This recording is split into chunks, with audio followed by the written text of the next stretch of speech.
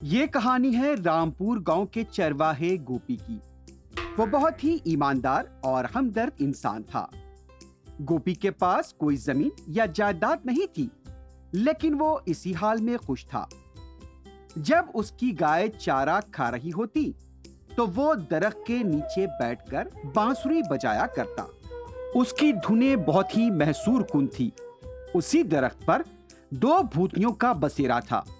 उन भूतियों को गोपी की बांसुरी की धुनें दिल को लुभाती थीं। गोपी की खूबियों से भूतियां अच्छी तरह वाकिफ थी और वो समझती थी कि गोपी उन्हें बद्दुआ से निजात दिलाएगा।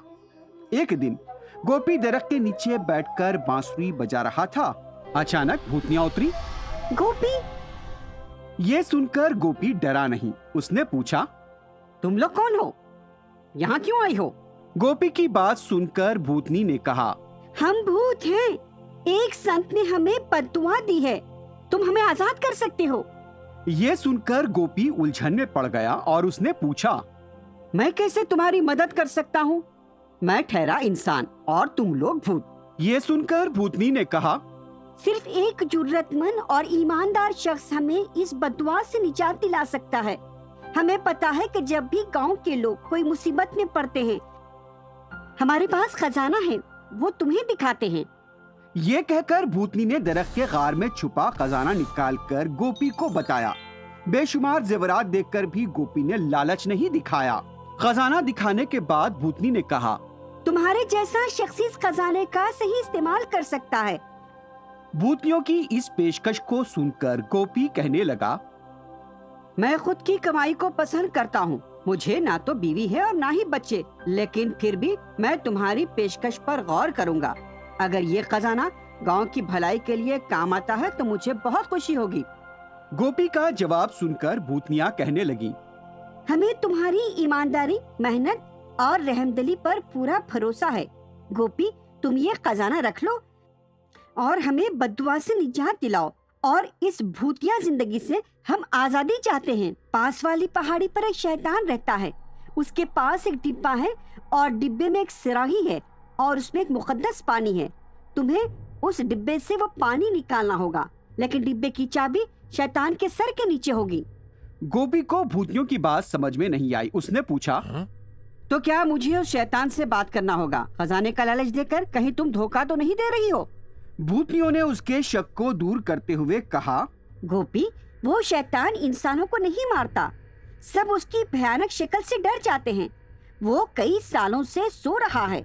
अगर तुम कुछ खाने का सामान ले गए तो उसकी पूरी तवज्जो उस पर हो जाएगी और वो अपना सर उठाएगा। तुम चाबी उठा लेना और उस डब्बे से वो पाक पानी और सुराही निकाल लेना। ठीक है, अगर तुम लोग इतनी दरखास्त कर रहे हो तो मैं इसे करूंगा, लेकिन अगर मुझे कुछ हो गया तो गांव वाले तुम्हें नहीं छोड़ेंगे। भूतनियों ने गोपी की बात सुनकर कहा, हम समझ गए गोपी। भूतनियों के मशवरे के मुताबिक गोपी हमा अक़साम की खाने की चीजें टोकरी में भरकर पहाड़ के गार में पहुंच गया। गार के अंदर शैतान गर्राटे मारता हुआ गहरी नींद में था।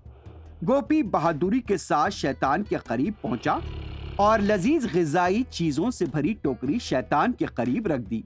हमा अक़साम के खानों की खुशबू से शैतान नींद से बेदार हो गया और ग़िज़ाई चीजों की टोकरी की तरफ लपका। इतने में गोपी ने उसके सर के नीचे रखी चाबी को उठा लिया और फिर डिब्बे में से मुकद्दस पानी की सुराही भी निकाल ली। उसके बाद दबे पांव वो गार से बाहर निकल आया। फौरी वो उस बरगद के दरख्त के पास पहुंचा और भूतनियों से कहा, नीचे आ जाओ, मैं तुम्हें बद्दुआ से निजात दिलाऊंगा। भूतनियां फौरी नीचे उतर कर आई। आखिर तुम ले आए। हम समझते थे कि काम तुम जरूर करोगे। जैसे ही गोपी ने मुकद्दस पानी भूतनियों पर छिड़का, दोनों अपनी असली हालत में आ गईं।